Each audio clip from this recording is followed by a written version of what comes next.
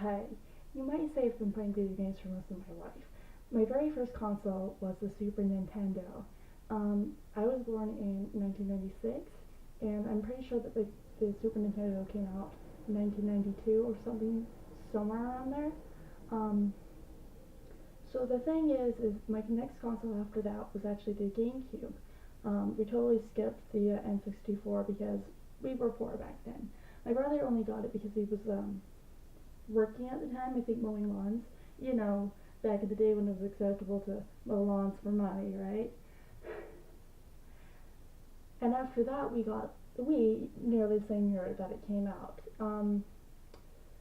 So after that, we didn't really get any more new consoles. The next console we bought after that was actually the Xbox, the original one, and for a while that's all we had. My newest console would actually be my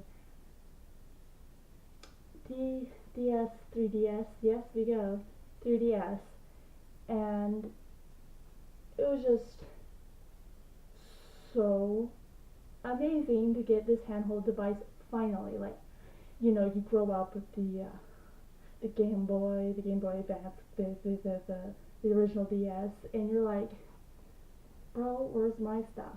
So I actually earned the money for that myself. Mowing lawns is the same thing, back when it was socially acceptable.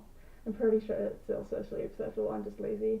But here's the thing, though. The GameCube and the Super NES still work to this day. And I am forced to concede the point that I am bad at video games. Yes, I'm bad at video games. I mean, it's shocking.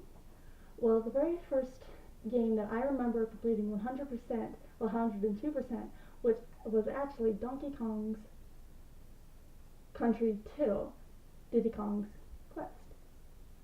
So, the first time I remember beating it, I remember taking this all this time, like days and days and weeks to complete this game. And it was the hardest thing I've ever done. I can't even remember how old I was. I was young and uncoordinated, and I couldn't tell the B button from the A button. And you got this little tiny controller, and you're trying to do all this stuff. Well, the thing is I recently played that game, and I beat it in like 3 days tops. I didn't beat it to 102% because I actually forgot that you have to visit each museum in the entire game for it to count.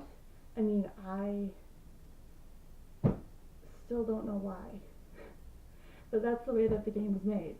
So, after that, I remember spending days watching my brother playing Metroid Prime, which was my first Metroid game.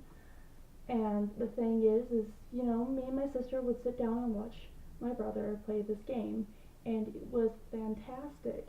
I mean, I always thought Samus was a dude until I was told differently. I mean, I had a massive crush on him, and it didn't go away when I found out she was a girl, so, I guess I'm gay. But, so, anyway, when I played the game for myself, because little sisters, they gotta play the game for themselves once in a while. I remember that I was always so scared to beat the first boss. Like, you got the Parasite Queen, which is your introductory boss, and then you got Flagera, which is the first real boss in the game. Like, holy crap.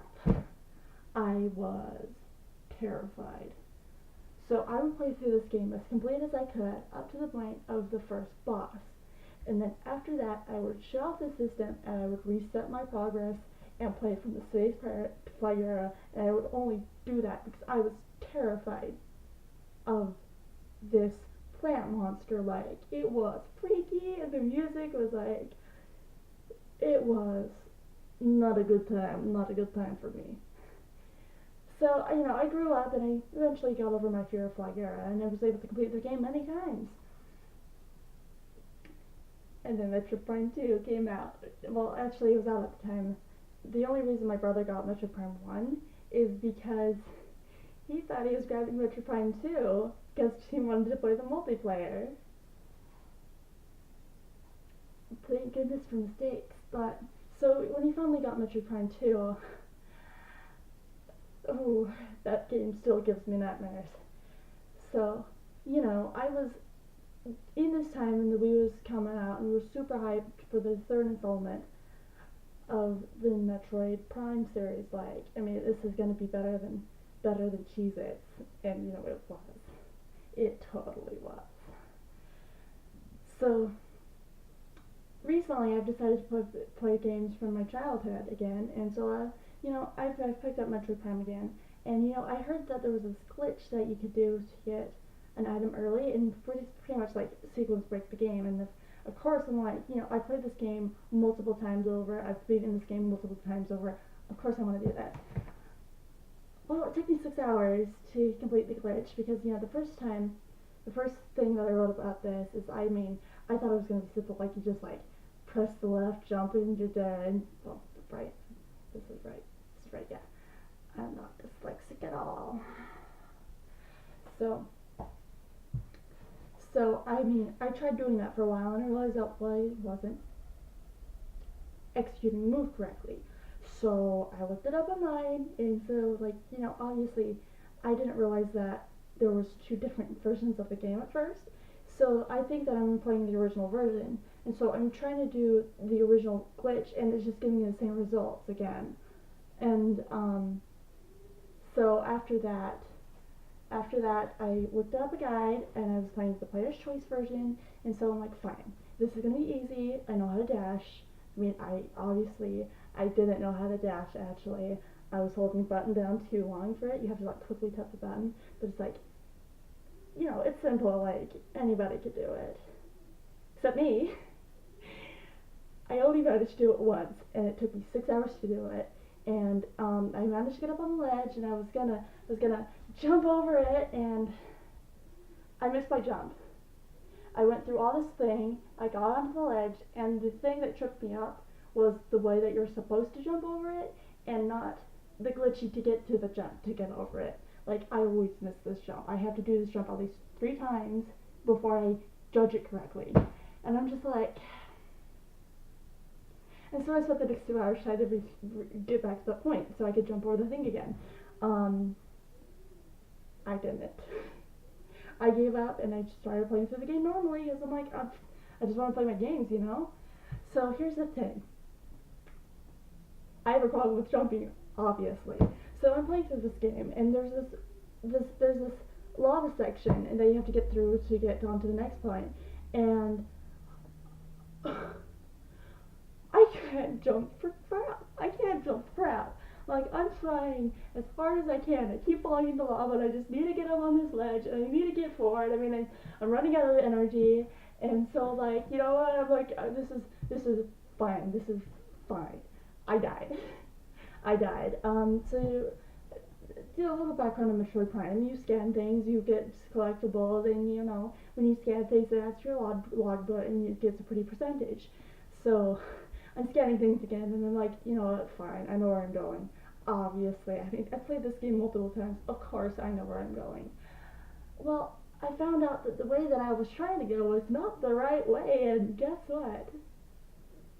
I got stuck in the lava again.